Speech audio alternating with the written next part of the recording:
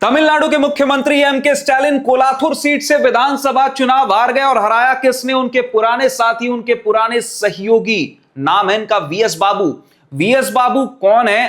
कैसे उन्होंने तमिलनाडु के मुख्यमंत्री एमके स्टालिन को कोलाथुर सीट, जो एमके स्टालिन और डीएमके पार्टी का गढ़ माना जाता है, वहां से उन्हें चुनाव हरा दिया। सब कुछ आपको इस वीडियो में डिटेल में बताऊंगा। बस आपको इस वीडियो को स्किप नहीं करना है, इस वीडियो के एंड तक बने रहना है। नमस्कार, मैं हूं अभिषेक और आप सभी का टॉप सीक्रेट पर स्वागत है। तो देखिए, वीएस बाबू ने एमके स्टालिन तमिलनाडु के मुख्यमंत्री को चुनाव हरा दिया। यहां पर आप देख सकते हैं एमके स्टालिन कोलाथुर सीट से चुनाव हारे, इस तरीके की खबरें आने लगी।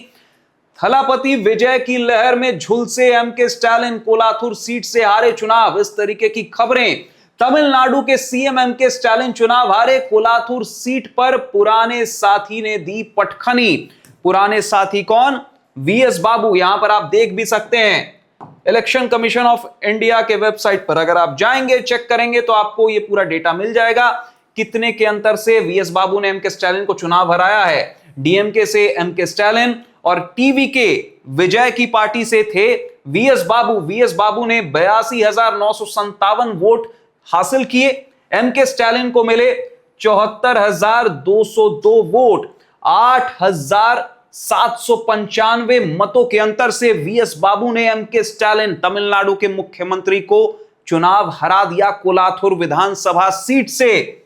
और ये अपने आप में बन गई बहुत बड़ी खबर। क्यों?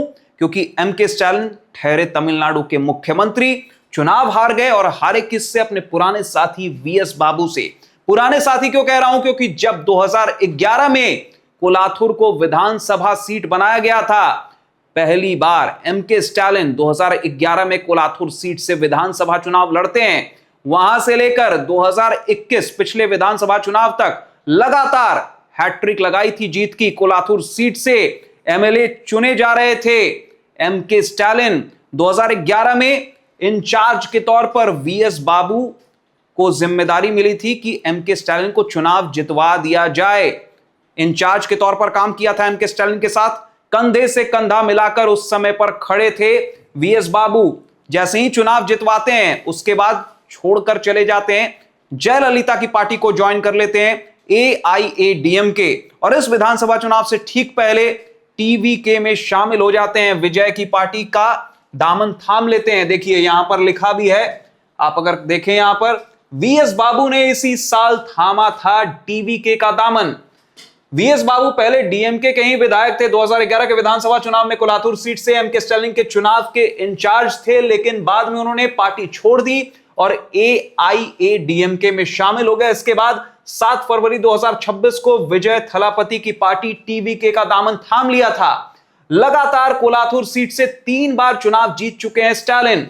तमिलनाडु की राजनीति में एमके स्टालिन का नाम दिग्गज नेताओं में शामिल है। वो 5 बार के तमिलनाडु के सीएम रहे। एमके करुणानिधि के बेटे हैं। ये तो हम सबको पता है कि एमके स्टालिन करुणानिधि के बेटे, और अब 2018 में एम करुणानिधि के निधन के बाद उन्होंने डीएमके का अध्यक्ष पद संभाला। साल 2011 में विल्लीवक्कम का कुछ भाग और पुरासा वक्कम विधानसभा को मिलाकर कोलाथुर सीट विधानसभा सीट बनाई गई थी।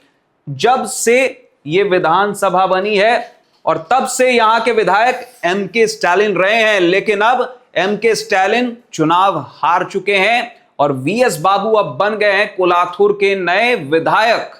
तो ये सबसे बड़ी खबर तमिलनाडु विधानसभा चुनाव से जुड़ी हुई जो सामने आई, और किस तरीके से पुराने सहयोगी, पुराने साथी वीएस बाबू एमके स्टालिन के, उन्होंने एमके स्टालिन को चुनाव हराया और अच्छे खासे मार्जिन से हराया। मुख्यमंत्री को, एक स्टेट के मुख्यमंत्री को 8,000 प्लस के अंतर से हराना अपने आप में बहुत बड़ी जीत मानी जाएगी। आप एमके स्टालिन की इस हार को और वीएस बाबू एमके स्टालिन के पुराने साथी की इस जीत को किस तरीके से देखते हैं? अपनी राय कमेंट सेक्शन में कमेंट करके जरूर बताएं। अगर आपको यह वीडियो अच्छा लगा हो, इंफॉर्मेटिव लगा हो, तो इस वीडियो को लाइक करें, ज्यादा से ज्यादा लोगों तक शेयर करें। टॉप सीक्रेट को अगर आपने सब्सक्राइब नहीं किया तो फटाफट से कर लें, नोटिफिकेशन की घंटी भी जरूर बजा दें ताकि आप कोई भी अपडेट मिस ना करें। शुक्रिया।